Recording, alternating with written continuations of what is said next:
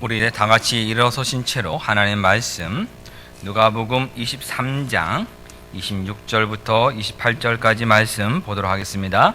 누가복음 23장 26절부터 28절까지 말씀입니다. 그들이 예수를 끌고 갈 때 시몬이라는 구레네 사람이 시골에서 오는 것을 붙들어 그에게 십자가를 지워 예수를 따르게 하더라.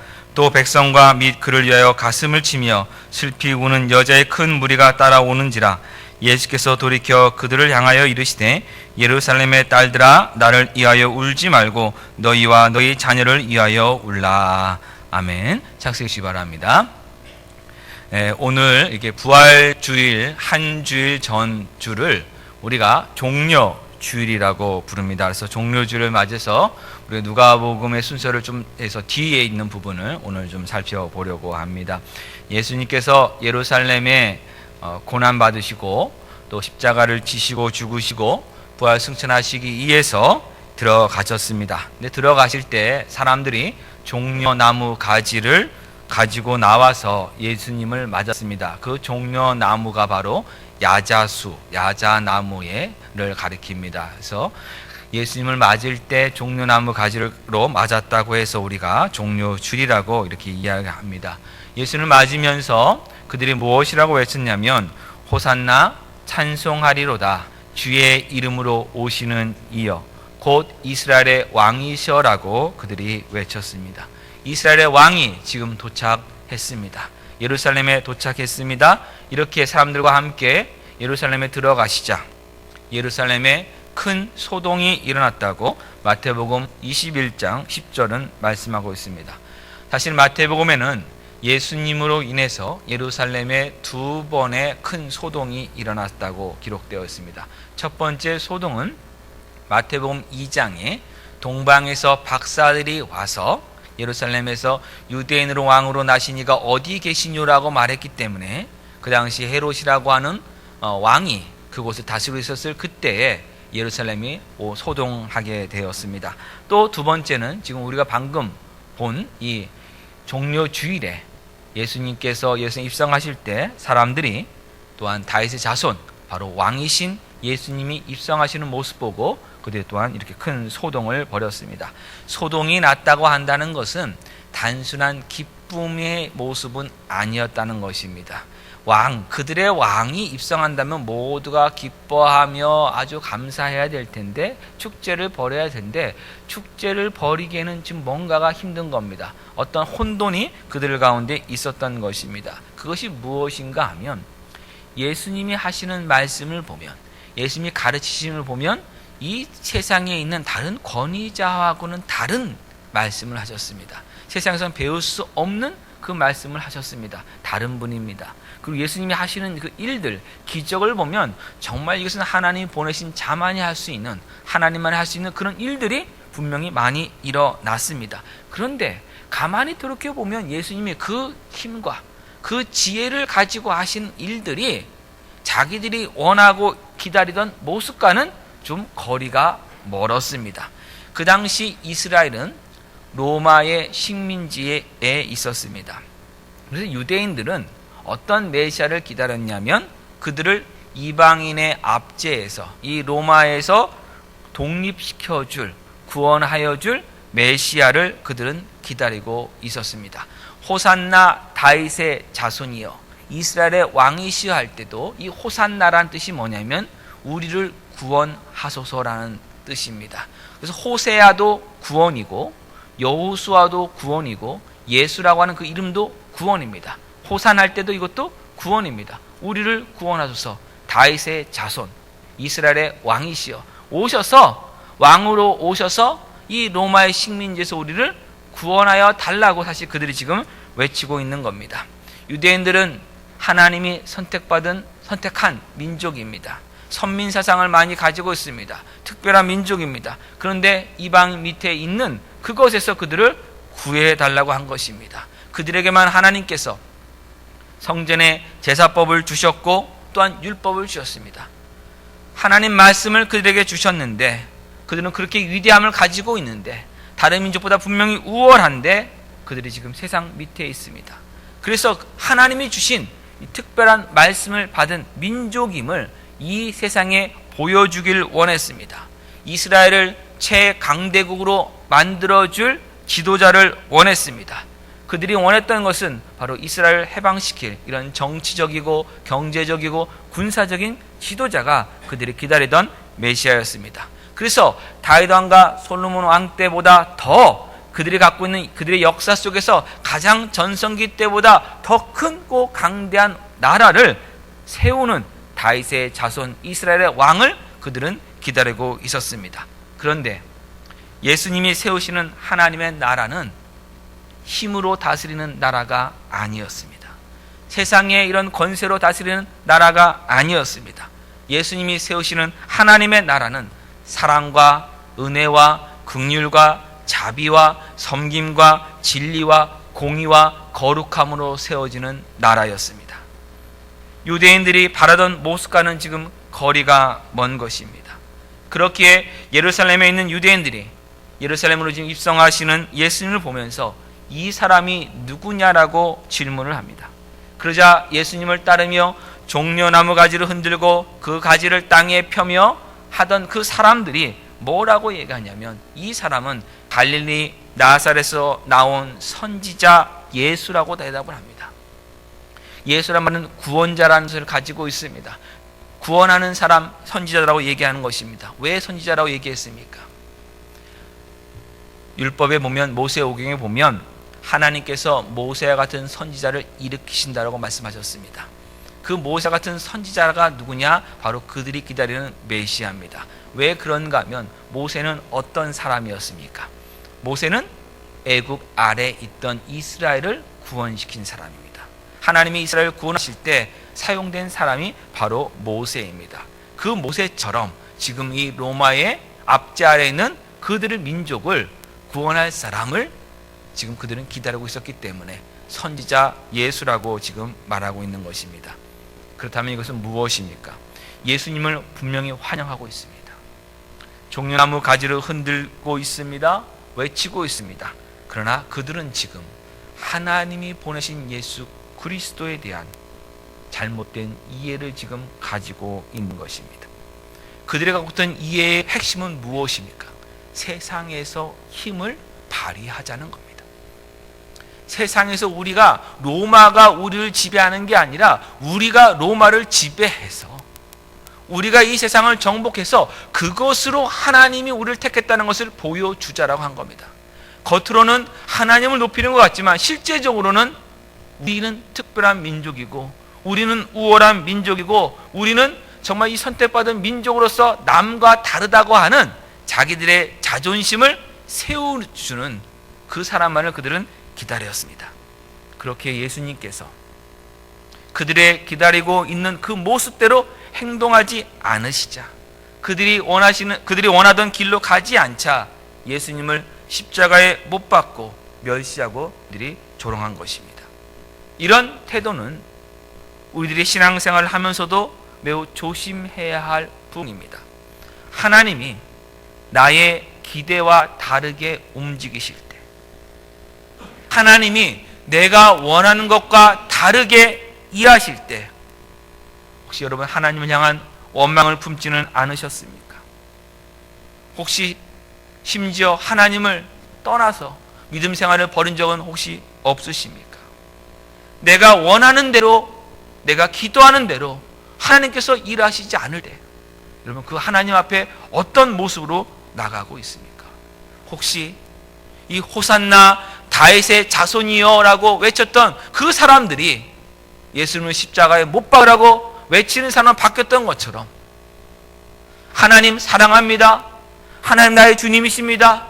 하나님 나의 구원자십니다 라고 외쳤던 우리의 입술을 통해서 입술이 변하여 하나님 향한 원망으로 바뀌지는 않았습니까? 우리가 많이 생각을 해봐야 됩니다. 지금 우리가 살펴보는 누가복음 23장 26절에서 28절의 말씀도 예수님에 대한 잘못된 이해로 인해서 신앙생활을 하는 태도가 잘못될 수 있음을 우리에게 분명하게 알려줍니다. 예수님이 십자가를 지시고 골고다 언덕길을 올라가실 때 많은 사람들이 예수님을 따라옵니다. 그들 중에는 예수님을 보고 예수님을 위하여 가슴을 치며 슬피 우는 많은 여자들도 있었습니다. 근데 이 여자들을 누가는 뭐라고 기록하고 있냐면 예수님의 입을 빌어서 예루살렘의 딸들이라고 말하고 있습니다. 이것은 무엇을 말하느냐? 갈릴리에서 온 여인들이 아니었던 것입니다. 우리 누가복음 23장 49절을 보겠습니다. 누가복음 23장 49절. 예수를 아는 자들과 갈릴리로부터 따라온 여자들도 다 멀리 서서 이 일을 보니라. 예수님의 십자가 지심을 갈릴리에서 온 여인들은 어디서 봤다고 했습니까? 멀리서 봤습니다. 가까이 따라가지 못했다는 것을 지금 보여주고 있는 것입니다. 또한 55절 보시기 바랍니다. 갈릴리에서 예수와 함께 온 여자들이 뒤를 따라 그 무덤과 그 시체를 어떻게 두었는지를 보았다고 했습니다. 지금 누가복음 23장에는 예루살렘에 있는 여인들, 예루살렘의 딸들과 갈릴리에서 온 여인들을 지금 대비하고 있는 것입니다. 이 갈릴리에서 온 여인들에 대해서 뭐라고 또 이야기하고 있냐면 49절에는 예수를 아는 사람들이다 라고 하고 있습니다. 그러면 예루살렘의 딸들 앞에는 뭐가 들어가겠습니까? 예수를 잘 알지 못하는 사람들이다 이겁니다. 갈릴리로부터 온 여자들은 예수님의 어머니 마리아도 있었고 막달라 마리아도 있었고 요한나도 있었습니다. 야곱의 어머니 마리아도 있었습니다. 24장 10절에 그게 나옵니다.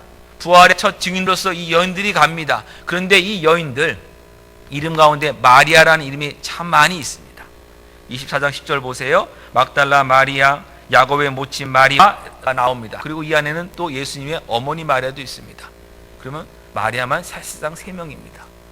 그건 뭘 얘기하냐면요, 당시에 그 마리아라고 하는 이름이 헬라어로 표현됐기 때문에 우리가 지금 마리아라고 영어로도 나와 있습니다만은 원래 히브리어에서는 마리아가 누구냐면 미리암입니다. 미리암이 여러분 누굽니까? 모세의 누나입니다. 그들이 기다리던 메시아가 누구였습니까? 모세 같은 선지자였습니다. 즉 그 당시에 있던 사람들이 뭘 기대하고 있냐면 자기의 딸이 모세와 같은 삶을 일으키는 사람, 도와주는 사람, 다시 말하면 메시아가 오실 길을 도와주는 사람이 되길 원했던, 메시아를 기다렸던 그 마음으로 마리아라고 이름을 다 지금 짓고 있었던 것입니다. 근데 이렇게 기다리는 사람들이 많았는데 예수님이 오셨지만, 그들이 기다리는 예수님이 오셨지만 그들은 예수님을 지금 거부하고 있었던 것입니다. 어쨌든 갈릴리에 온 사람, 이 여인들과 예루살렘에 있는 사람들은 서로 지금 다릅니다. 예루살렘에 있는 이 사람들이 예수님을 지금 가까이서 따라가면서 울고 있는 겁니다. 근데 더 중요한 것이 무엇이냐면 그들은 예수님 누구인지를 지금 모르고 있습니다. 근데 예수님 십자가 지시는 그것 자체가 슬프기 때문에, 불쌍하기 때문에 지금 울고 있는 것입니다. 그러니까 결국 이건 무엇을 말하냐면 이 여인들의 울음은 예수님 누구신지, 왜 죽으셔야 하는지를 알고 우는 울음이 아니었다는 말입니다. 그거가 상관없이 그냥 슬프기 때문에 우는 겁니다.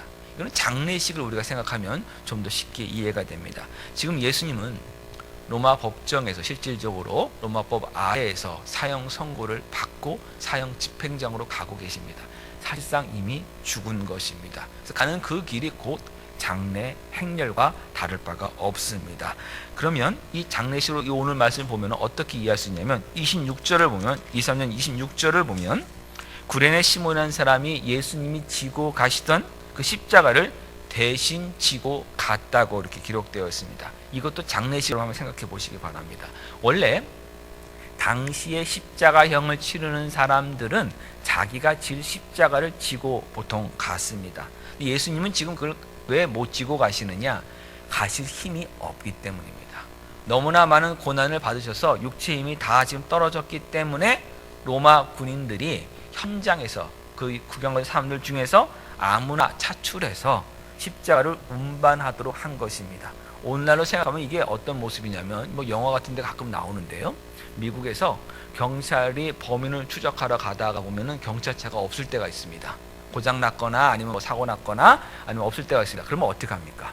경찰 그 배지를 보여주고 아무나 그 차를 뺏은 다음에 타고 가죠. 그런 모습처럼 바로 현장에서 차출하고 있는 그런 일입니다. 구레나라는 것은 아프리카의 북부 지방입니다. 이곳에도 흩어져 사는 디아스포라 유대인의 공동체가 꽤 큰 것이 있었습니다. 이들 가운데서 유월절 절기를 지키기 위해서 지금 예루살렘으로 왔는데, 그 중에 한 사람이 시몬이 그것을 보고 있다가, 현장에서 보고 있다가 지금 로마 군인에게 차출돼서 공무 집행을 지금 돕게 된 것입니다. 이 사람의 이름과 출신 지역이 이렇게 성경에 기록되어 있다는 것은 이 사람이 나중에 초대교회에 아주 이름 있는 그리스도인이 되었기 때문에 지금 이렇게 설명을 하고 있는 것입니다. 어떻게 보면 우연찮게 현장에서 차출된 것입니다. 우연찮게 예수님 지시는 십자가를 진 겁니다. 그러나 나중에 그가 초대교회의 유명한 일꾼이 됐다는 사실 속에서 하나님이 하시는 놀라운 주권적 일들을 우린 또한 확인할 수 있습니다. 그리고 시몬이라는 이름을 이렇게 구체적으로 얘기한 것은 또 다른 시몬을 지금 말하기 위해서입니다. 또 다른 시몬은 누구냐면 바로 베드로라 불리는 시몬입니다. 예수님의 수제자입니다. 근데 그 베드로는 지금 어디에 있습니까? 예수님이 지금 십자가를 지시고 골고다 길을 가고 있는 그때 베드로는 어디에 있습니까?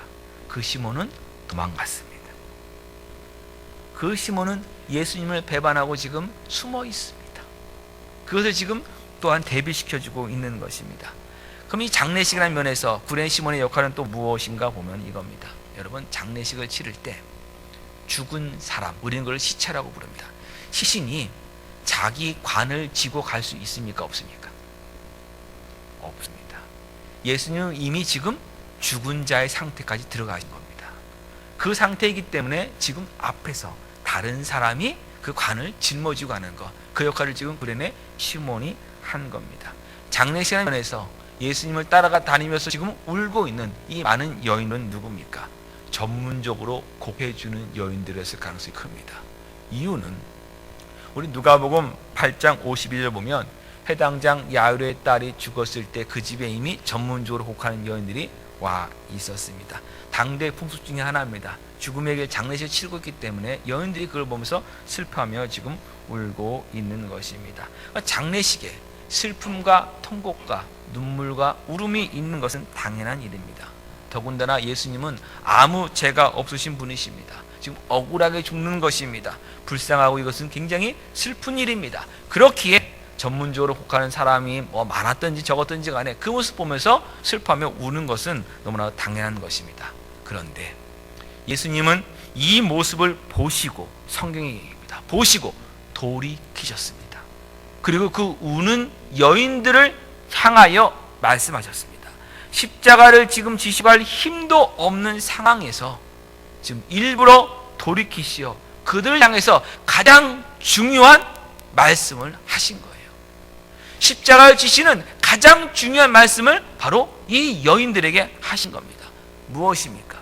예루살렘의 딸들아, 나를 위하여 울지 말고, 예수님을 위하여 울지 말고 너희와 너희 자녀들을 위하여 울라. 이거 너무나도 이상한 말씀 아닙니까, 여러분? 나의 죽음을 슬퍼하며 우는 사람에게 그 죽은 사람이 말을 하시다면 어떤 말을 해야 됩니까? 고맙다고 해야죠. 큰 위로라고 얘기해야죠. 근데 그 일이 아니라 울지 말라. 지금 울고 있는 것을 당장 중단하고 너희와 너희 자녀들을 위해서 계속해서 울어라. 너희가 울 것은, 대상은 너희 자신과 너희 자손들이지 지금 나를 놓고 우는 것은 아니다라고 얘기를 합니다. 우리가 이제 고난주간 내일부터 시작됩니다. 고난주간을 대하는 자세들을 보면 너무 감정적으로 대합니다. 나를 위해 고난받으시고 채찍에 맞으시고 십자가를 지셨다는 것을 너무 감정적으로만 받아들일 때가 많이 있습니다. 그래서 괜히 경건한 척하는 사람들도 생겨납니다. 여러분, 이 고난주간을 대할 때 우리가 생각할 것은 무엇인가 하면 십자가를 감정적으로 대하기보다 십자가의 의미를 아주 깊이 냉철하게 우리는 생각해야 합니다. 십자가를 보고 그냥 우시는 그 이유가 뭔지를 정확하게 여러분들은 생각하셔야 됩니다. 십자가 고난과 죽음을 당하신 예수님을 생각하며 예수님을 위해 우는 것이 아니라 예수님이 왜 십자가 고난과 죽음을 당하셔야만 했는가를 깊이 묵상해야 합니다. 그게 나와 내 자손을 위해서 우는 겁니다. 우리는 제대로 울어야 됩니다. 예수님을 위하여 우는 것이 아닙니다. 예수님이 예루살렘에 입성하실 때, 사람들의 종려나무 가지로 예수님을 환영했을 때, 예수님이 예루살렘에 다 다르셨을 때 어떻게 하셨냐면 우셨습니다. 왜 우셨겠습니까? 그들의 환영이 너무 감격스러워 우셨습니까? 아니면 이제 이 성을 들어가면 앞으로 내가 배반을 받고 또 고난을 받고 죽을 것이기 때문에 우셨습니까? 아닙니다. 예수님이 예루살렘에 가까이 가셨을 때 우신 이유는 누가복음 19장에 나옵니다. 우리 누가복음 19장 41절입니다.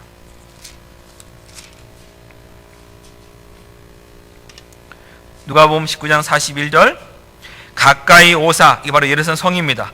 성을 보시고 우시며 이르시되 너도 오늘 평화에 관한 일을 알았더라면 좋을 뻔하였거니와 지금 내 눈에 숨겨졌도다. 날이 이를지라 내 원수들이 토든을 쌓고 너를 들어 사면으로 가두고. 그럼 그 날이 어떤 날입니까? 예루살렘이 심판받아 멸망할 날입니다. 심판의 날이 이를 것입니다. 또 너와 및 그 가운데 있는 내 자식들을, 너와 내 자식들을 땅에 메어치며 돌 하나도 도리에 남기지 아니하리라. 모든 건물과 벽이 다 무너질 것입니다. 완전히 파괴될 것입니다. 사람들도 죽을 것이고 자식들도 죽을 것입니다.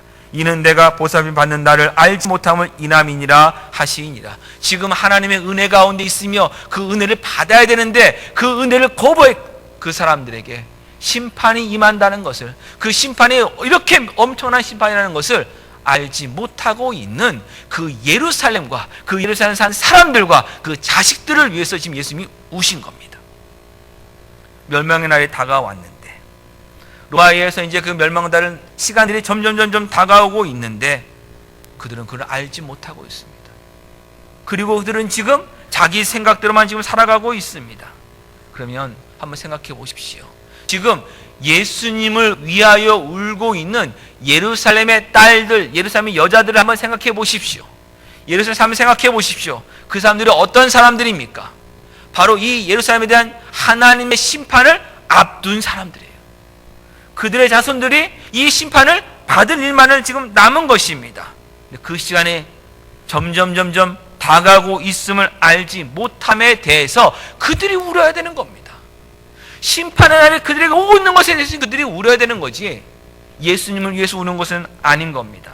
예수님을 위해 울 때가 아니라고 하는 것은 그들 앞에 있는 그 운명을 먼저 생각하라는 것입니다. 바로 어떤 운명입니까? 예수 그리스도를 믿지 않고 예수 그리스도를 거부한 그들의 운명, 바로 하나님의 심판을 앞두고 있는 그들의 운명을 위해서 그들은 울어야 합니다. 우리도 마찬가지입니다. 십자가를 보며 예수님 고난당하셨다, 얼마나 아프셨을까, 죽으셨다, 반응 정말 힘드셨겠구나, 그것만을 생각하며 슬퍼하는 것을 멈추고 우리 자신이 처한 운명에 대한 깊은 성찰을 우리는 해야 합니다. 무엇보다도 예수님은 불쌍히 여김 받는 것을 원하시 않으셨다는 것을 우리는 기억해야 됩니다. 예수님께서 불쌍하게 죽으신 것 아닙니다. 이걸 우리가 기억해야 됩니다. 예수님은 지금 하나님의 뜻을 이루시기 위해서 그 길을 순종하며 걸어가신 겁니다. 어쩔 수 없이 고난의 길을 가시는 것이 아니라 그 길이 하나님의 하나님 되심, 하나님이 다른 존재하고는 완전히 다른 분이심을 드러내는 길이기 때문에 그 길을 가신 겁니다. 여러분, 구레네 시몬을 보십시오. 세상 권력 앞에 얼마나 무기력합니까? 그 시몬이 원해서 지금 구경하다가 십자가를 제가 대신 지고 가겠습니다. 이 예수라는 사람이 지금 아직 짚고 가지 못하니까 제가 대신 지고 가겠습니다. 너무 불쌍합니다. 제가 하겠습니다라고 자원했겠습니까? 아닙니다. 여러분, 아닙니다. 그렇게 하지 않습니다. 우리가 사극을 보면 귀양 가는 장면들이 가끔 나옵니다. 귀양 갈 때 보면은 보통 이 소 달구지다가 이런 나무 틀을 짠 다음에, 감옥 같은 틀을 짠 다음에 그 안에 긴 목칼을 채워서 이렇게 앉힌 다음에 끌고 갑니다. 그거는 매우 매우 드문 사실 일입니다. 마지막 사형장으로 갈 때나 그 정도 해주고, 아주 정말 고위 관직자였는데 좀 약간 억울하게 누명 쓰는 느낌으로 심판받을 때 그렇게 해주는 거지, 실질적으로는 대부분 이게 끌고 갔습니다. 목칼 채운 다음에 걸어서 갔습니다. 그럼 걸어가기 전에 어떻게 하느냐? 일단 곤장 100대를 칩니다. 곤장 100대를 맞으면요, 사람이 장독 때문에 거의 죽게 됩니다. 그 상황 가운데서 지금 이거 끌고 가는 거예요. 그럼 가다 보면 어떻게 됩니까? 사람들이 막 이 사람에 대해서 모욕하고 멸시하고 막 심지어는 막 돌을 던지고 막 그러지 않습니까? 그렇죠? 그 상황에서 생각해 보세요. 임금이 이 사람을 기양 보냈어요. 임금이 지금 심판했어요. 그 심판에 대해서 어떤 사람이 어머 불쌍하다, 그 말은 무슨 말입니까? 임금의 심판이 과하다는 거죠. 맞습니까? 불쌍하다는 것은 임금의 심판이 이 사람이 받을 죄에 합당하다 그런다면 거기에 대해서 그냥 가만히 있어야 돼요. 그런데 어머 불쌍하다, 이거 너무 심한 거 아니냐 하는 그 불쌍히 여기는 마음을 가지고 있다면, 만약에 제가 가서 저 목칼을 그때나 장독 맞아 너무 힘든데 저 목칼은 제가 대신 차고 가겠습니다, 갈 때까지. 그러면 그 사람은 뭐 하는 사람이냐? 반역죄를 저지른 사람입니다. 그렇게 할 수 없는 거예요. 시몬도 마찬가지입니다. 근데 왜 시몬이 십자가를 대신 지었습니까, 여러분? 이유는 하나입니다. 로마의 식민지 백성이기 때문에 로마 법을 집행하는 군인의 차출 명령을 거부할 수 없었기 때문입니다. 세상의 힘 앞에 하나님 백성의 어떤 무력함이 지금 드러난 거예요. 아무것도 못하고 있는 겁니다. 세상의 권력이 이만큼 큰 겁니다. 그런데 여러분, 예수님이 세우시는 하나님 나라를 한번 보십시오. 예수님이 주인인 나라, 하나님 나라를 한번 살펴보십시오. 예수님의 현재 모습은 지금 로마라고 하는 세상 권세 앞에서 아무런 힘도 발휘하지 못하고 있습니다. 그 강력함 앞에 아무것도 할 수 없는 무력한 존재처럼 보입니다. 그런데 바로 여기에 하나님 나라의 역설이 있습니다. 세상에서는요, 힘이 세고 권세가 있고 돈이 많고 능력과 재능이 많고 그런 사람이 큰 소리를 칩니다.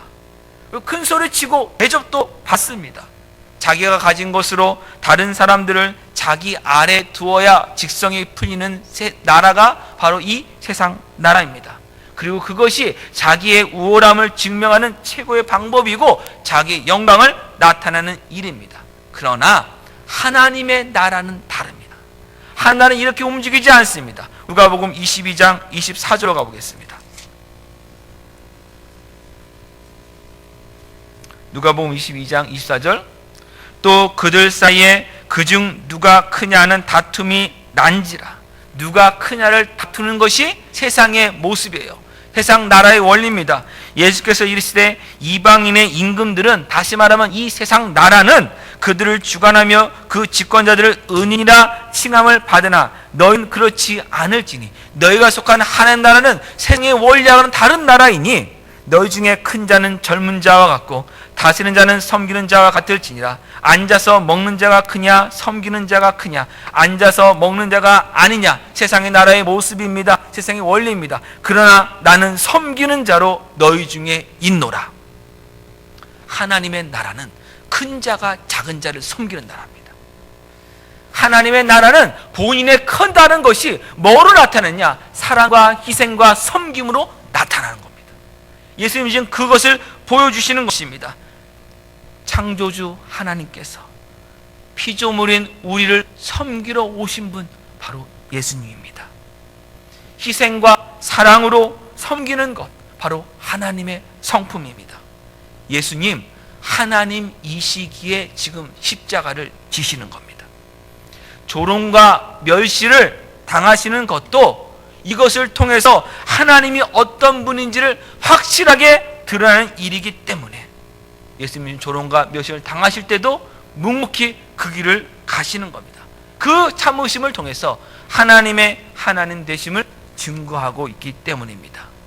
예수님 힘이 약해서 당하신 것 아닙니다. 자기를 구원할 능력이 없어서 십자가 고난 당하신 것 아닙니다.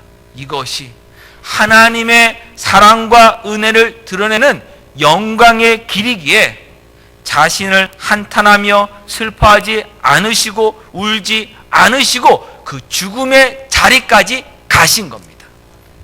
죽음의 자리를 사랑과 희생과 섬김으로 가는 것, 하나님만이 하실 수 있는 일입니다. 그걸 지금 보여주시는 거예요. 나를 위해서 울지 말라는 겁니다. 십자가 지실 때 겉으로 예수님 아무것도 못하셨습니다. 우리들이 예수님이 십자가에서 남기신 7말을 가상칠언이라고만 부릅니다. 그거밖에는 남겨놓지 않으셨어요. 사람들은 얘기합니다. 네가 만약 하나님의 아들이거든 내려와 보라. 제가 몇 번 말씀드렸습니다. 저 같으면 어떻게 한다고요? 내려옵니다. 십자가 달렸다가 그래? 내가 하나님의 아들 보여줄게. 내려왔다가 다시 올라갑니다. 한번 보여주고 싶어요. 근데 예수님 그 일 하지 않으셨어요. 묵묵히 감당하시는 것, 조롱과 멸시를 감당하시는 것이 오히려 하나님의 아들이심을 보여주는 길이기 때문에 그 길을 예수님은 가신 겁니다. 목이 마릅니다. 힘듭니다. 하실 수 있는 일 아무것도 없습니다. 강도 중에 한 사람이 예수님을 믿은 것 외에는 어떤 기적도 일어나지 않았습니다. 그런데 그 기적도요, 사람들은 기적이 일어난지도 알지 못합니다. 오히려요, 자기는 구원하지 못하면서 다른 강도 보고 구원받았다고 말하냐고 오히려 더 비웃었을 것입니다. 너무나도 무력합니다. 예수님 아무것도 하지 못하고 있는 것처럼 보여집니다. 그러나 여러분 기억하십시오. 예수님은 바로 우리의 눈으로 보기에 아무것도 못하고 있는 그 무력한 순간에도 하나님의 일을 하고 계셨습니다. 하나님이심을 드러낸 일을 하셨습니다. 하나님의 영광을 나타내셨습니다. 창조주신 하나님께서 피조물인 인간을 섬기는 그 일을 죽음의 자리에서까지 계속하고 계셨습니다. 우리를 죄에서 구원하시기에 죄값을 치러주시는 그 희생의 일을 하나님께서 하셨습니다. 독생자를 내어 주어서라도 우리를 하나님의 거룩한 백성으로 만드시고 말겠다는 하나님의 사랑과 그 뜻과 그 의지를 이루시는 일을 예수님은 하고 계셨습니다. 죄인을 사랑하신 여러분, 좋은 사람을 위해서 의인을 위해서 죽는 사람은 있습니다. 그러나 죄인을 위해서 자기 목숨 버리는 그 사람은 없습니다. 그 크신 사랑을, 그 크신 하나님의 사랑을 보여주신 일을 예수님은 하고 계셨습니다.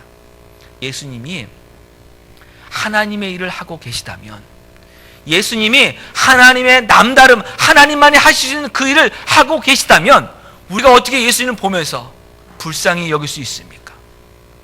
하나님의 일을 하고 계시는데, 하나님만이 할 수 있는 일을 하고 있는데 그것을 우리가 보면서 어떻게 불쌍히 여길 수 있냐고. 여러분, 어떻게 울 수 있어요? 울 수 없는 겁니다. 예수님은 지금 하나님의 사랑, 섬기고 베품 그 일을 하고 계십니다. 우리가 울어서는 안 되는 것입니다. 우리가 진정으로 예수님을 위한다면 예수님을 보고 우는 것이 아니라 예수님이 일하시는 곳에 들어가야 합니다. 그게 예수님을 위하는 겁니다. 그곳에 들어가지 않고 우리 자식과 우리 후손들을 지금 아무것도 하지 않고 예수님의 그 은혜의 자리에 들어가지 않고 내 뜻대로 살아가고 있는 우리 자신을 보고 울어야 되는 것이고, 그를 알지 못하는 우리의 후손들을 보고 울어야 하는 겁니다. 우리가 지금 죄를 짓고 있는데요, 우리가 지금 하나님을 거스르는 일을 하고 있는데요, 그 거스름에 대한 운명과 심판이 지금 앞에 있는데요, 어떻게 하나님의 일을 하고 계시는 분을 보며 우냐 이겁니다. 무슨 말씀인지 여러분 아시겠습니까? 예수님이 지금 하나님의 일을 하고 계시는데 누가 누구를 보고 지금 울고 있어요? 내가 지금 하나님의 일을 하지 않아서 죄를 지어서 죽을 수밖에 없는 그 상황을 알고 지금 울어야죠. 예수님이 그 여인을 지금 이 이야기를 하고 계시는 거예요. 우리가 신앙생활을 하면서 참으로 어려운 일들이 일어납니다. 때로는 멸시를 받고요, 천대를 받고요, 도롱도 받고요, 박해도 받고요, 고난을 받기도 합니다. 여러분 기억하세요. 그때 예수님이 그곳에서 일하고 계십니다. 나를 버리는 게 아니에요. 예수님이 지금 일을 하고 계신 거예요. 어떤 일을요? 하나님만이 하시는 그 일을요. 그래서 우리도 그 가운데 부르신 거예요. 하나님만이 하시는 그 일을 하라고요. 힘들 때 원망하는 거 하나님의 사람 아니어도 얼마든지 합니다. 힘들 때 잘못된 길로 가는 거 세상 사람도 얼마든지 합니다. 정말 고난 가운데 세상의 방법으로 힘과 권세를 이용해서, 돈을 이용해서 내가 갖고도 그 문제 해결하는 거 누구나 다 할 수 있습니다. 그러나 그때 하나님의 마음으로 사랑하며 하나님의 마음으로 섬기며 하나님의 긍휼하심으로 참으며 인내하며 자비하며 용서하며 화목해하며 하나님 하시는 그 배려하러 배려해주며 용납해주는 것, 그 세상은 할 수 없는 일입니다. 하나님만이 하시는 일입니다. 하나님의 그 일을 하나님의 자연을 통해서 지금 하길 원하십니다. 그래서 우리가 고난 가운데 있을 때도 하나님이 지금 나와 함께 일하시고 계심에 여러분 감사하시면서 견디셔야 하는 겁니다. 하나님의 일을 하고자 하는 것에 여러분 기뻐하셔야 되는 겁니다. 만약에 그 가운데서 원망하고 있다면, 그 가운데서 세상의 권세와 힘만을 쫓아가고 있고 세상 풍요를 따가고 있고 허무한 것을 굴복하고 있고 자기만을 내세우고 하나님이 계시지 않는 자리에 있는 것을 기뻐하고 하나님 거역하는 자리에 앉는 것만을 좋아하는 인생이라면, 그 인생과 그 인생의 종말이 얼마나 비참한지를 알지 못하는 우리 자신과 우리 자손을 위해서 울어야 합니다. 엉뚱한 울음 하지 마십시오. 고난주간을 감정적으로 받아들이지 마십시오. 한 번 죽는 것은 사람에게 정해진 것이요 그 후에는 심판이 있다고 분명히 성경은 말씀하고 있습니다. 여러분 그거 인정하십니까? 그 말씀 믿으십니까? 그렇다면 그 믿음을 지금 보여주십시오. 그걸 알지 못하고 계속 잊어버리고 있는 우리의 우둔함에 대해서 여러분 슬퍼하시고 우십시오. 하나님이 살아계신 하나님이 지금 나와 함께하고 계시며 내가 하는 그 모든 삶의 상급을 좀 준비하고 계시고 또 심판하신 하나님이 안다면 지금 우리 삶은 달라질 수밖에 없습니다. 그런데 왜 살아가면서 계속 믿는다고 얘기하면서도 세상으로 자꾸만 나갑니까? 잊어버리니까요. 우둔하니까요. 그 우둔함을 슬퍼하셔야죠. 그 우둔하면서 우셔야죠. 내일부터 고난주간 한 주간 시작됩니다. 주님의 고난 생각하면서 금식도 하고 특별 새벽 기도도 하고 특별 저녁 기도도 하고 세족식도 하고 성책식도 이렇게 하기도 합니다. 다 좋은 일이고 해야 합니다. 그러나 1년에 한 번 그것을 하는 것으로 신앙생활 때우지 마십시오. 감정적으로 고난주간이니까 이거 하겠다고 때우지 마십시오. 그렇다면 금식하지 않아도 됩니다. 새벽 기도 하지 않아도 됩니다. 저녁 기도 나오지 않으셔도 됩니다. 무엇을 해야 됩니까?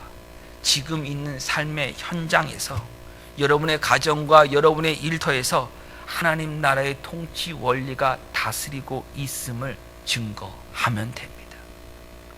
우리가 할 것은 그거 하는 거예요.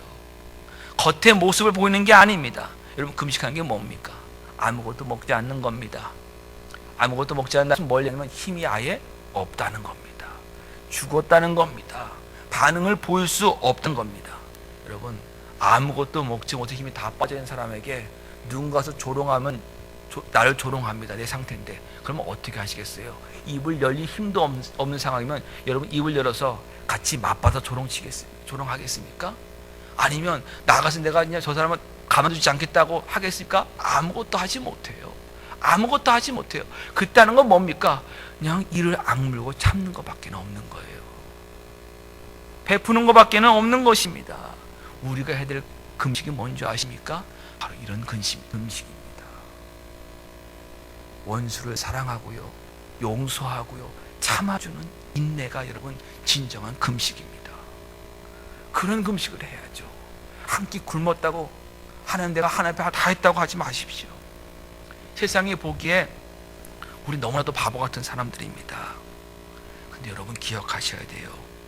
세상이 보기에 이 바보 같은 사람들인데 이 삶의 현장에 하나님께서 우리 인생 다스리고 계십니다.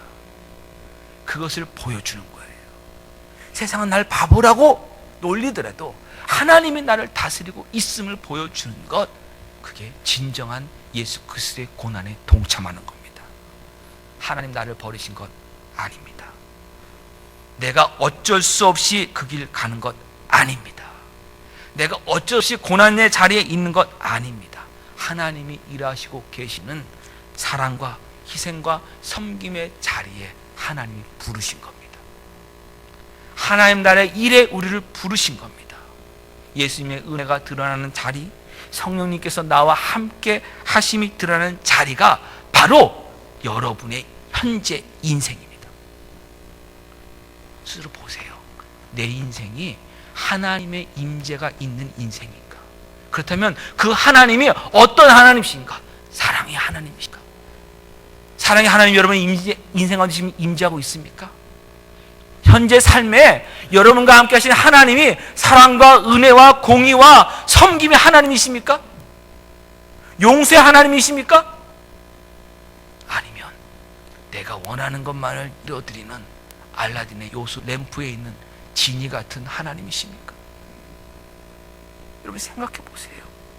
우리들의 인생이요, 아무리 힘들고 어렵다고 하더라도 이 삶의 현장에 하나님은 하나님의 영광, 하나님의 하나님 되심을 드러내는 것 실패하지 않으십니다. 그것을 아는 것 붙드는 사람이 되어야 합니다. 그걸 알지 못하고 있다면 우십시오.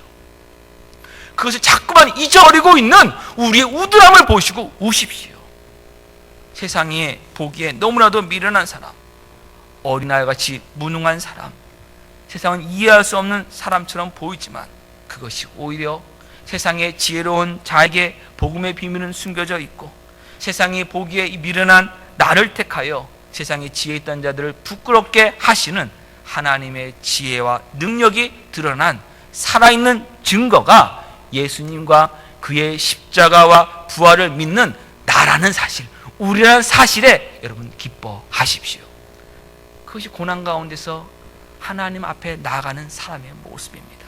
그리고 이 빼앗길 수 없는 기쁨을 가지고 있음에도 자꾸만 세상이 주던 그 짧은 쾌락과 즐거움과 안락함이 더 좋아 보여서 그곳으로 발을 계속 움직이고 있는 우리와 우리 자손의 연약함과 나태함에 대해서 슬퍼하며 오십시오.